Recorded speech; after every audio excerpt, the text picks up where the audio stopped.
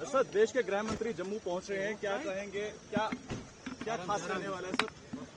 26 मई 2014 से लेकर आज तक लगातार प्रधानमंत्री मोदी जी के नेतृत्व में देश आगे बढ़ रहा है और जम्मू कश्मीर की विकास की नई गाथा गाई जा रही है। जिस जम्मू कश्मीर में कभी हमने सोचा भी नहीं था, आज श्रीनगर तक ट्रेन जा रही है। रोड रेल इंफ्रास्ट्रक्चर उत्तम हुआ है। मेडिकल इंश्योरेंस हर नागरिक को मिल रही है। पहाड़ हो, जमीन हो, हर जगह पर पीने का पानी घर घर नल के द्वारा पहुंचाया जा रहा है। हर घर में शौचालय पहुंचा है। भारतीय जनता पार्टी और श्री नरेंद्र मोदी जी के एजेंडे में जम्मू कश्मीर सबसे ऊपर है।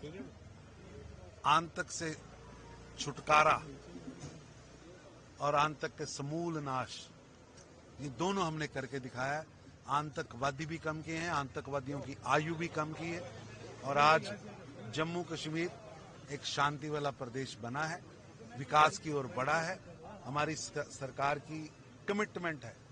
इसीलिए इसी महीने प्रधानमंत्री जी भी जम्मू कश्मीर आ रहे हैं और अभी देश के गृह मंत्री भी जम्मू कश्मीर आए हैं। 370 और 35 से मुक्ति, आतंकवाद से मुक्ति, ये हमने करके दिखाई। तरुण जी अभी जो वक्त जो दोनों सदनों द्वारा पारित हुआ संसद है, अब उस पर जम्मू कश्मीर विधानसभा में ऐसी बात सामने आ रही है कि जो रूलिंग पार्टी है वो एडजर्नमेंट मोशन लाएगी, उस पर चर्चा ऐसा है कि बासी कड़ी में उबाल देने का प्रयास अब्दुल्ला व मुफ्ती परिवार कर रहे हैं। देश संघीय ढांचे से चलता है। देश की लोकसभा व राज्यसभा में पारित विधेयक पर कोई विधानसभा चर्चा नहीं कर सकती। ये संविधान विरोधी, संघीय ढांचे की प्रणाली विरोधी है और जानबूझकर बेवजह कुछ दल और कुछ नेता आर्टिफिशियल फियर क्रिएट कर रहे हैं, आर्टिफिशियल भय क्रिएट कर रहे हैं। अगर ऐसा एडजर्नमेंट मोशन आता है तो क्या आपकी पार्टी के विधायक इसका विरोध करेंगे? ऐसा है कि देश की दोनों सदन विधेयक पास कर चुके हैं। अब दलालों, भूमाफिया, लुटेरा गैंग के हाथ से वक़्फ़ निकलकर गरीब, विधवा महिलाएं, बेसहारा महिलाएं, अनाथ बेसहारा बच्चों के हित के लिए सदन ने इसका पास कर दिया है। ये तो अब्दुल्लाज और मुफ्तीज को तय करना है कि वो भूमाफिया, लुटेरा गैंग के साथ है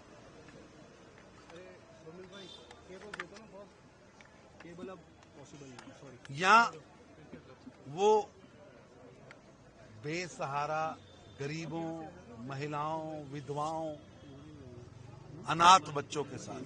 ये मैं क्लियर करना चाहता हूं। देश की गृह मंत्री ने सदन में स्पष्ट किया था, फिर मैं रिपीट कर रहा हूं। इस बिल का किसी भी धर्म समुदाय की पूजा पद्धति, उनके आस्था स्थलों के साथ कोई लेना देना नहीं है।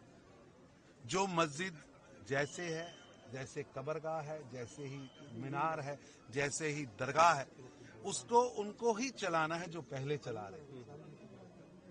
उसमें किसी सरकार का हस्तक्षेप नहीं है। ये इसीलिए मैंने कहा आर्टिफिशियल फियर क्रिएट किया जाए। और मैं उमर अब्दुल्ला साहब से निवेदन करूंगा, वक्फ की लूट से, भूमाफिया से मोदी सरकार ने बचा दिया, लेकिन अब ध्यान बटाने की कोशिश मत करिए। आप बताइए कि आपके वादे कब पूरे होंगे। आपने जो मैनिफेस्टो में कहा था उसमें से एक भी वादा पूरा नहीं हुआ। वो ध्यान भटकाने का प्रयास कर रहे हैं। चाहे वो एलजी का बहाना हो, चाहे वक्फ का बहाना हो, ध्यान हटाने से नहीं, वादे पूरे करने से होते हैं। सर बंगाल के अंदर सर आजाद कश्मीर के नारे लगे हैं। सर बंगाल के अंदर आजाद कश्मीर के नारे लगे हैं। सर बंगाल के अंदर आजाद कश्मीर के नारे लगाए गए हैं विश्वविद्यालय के अंदर। बिल्कुल आजाद कश्मीर नहीं, पीओजेके को भारत में वापस लाना है। ये देश के हर नागरिक की कमिटमेंट है। ये तमिलनाडु में जो प्रधानमंत्री का कार्यक्रम था, वहाँ के मुख्यमंत्री एम.के. स्टालिन उपस्थित थे। देश की करोड़ों जनता नरेंद्र मोदी जी से अथाह प्रेम करती है। वो कश्मीर से लेकर कन्याकुमारी तक आज विकास की अग्रदूत के रूप में, विश्वास के रूप में आज मोदी जी एस्टैब्लिश है। जनता उन्हें अथाह प्रेम करती है। उनके नेतृत्व में भारत की चमक व धमक पूरे विश्व में बढ़ी है। मोदी जी ने गरीबों के लिए काम किया है, गरीबों के लिए उन्होंने जीवन लगाया है और निश्चित रूप से मोदी जी के नेतृत्व में देश आगे बढ़ रहा है। Thank you sir, thank you.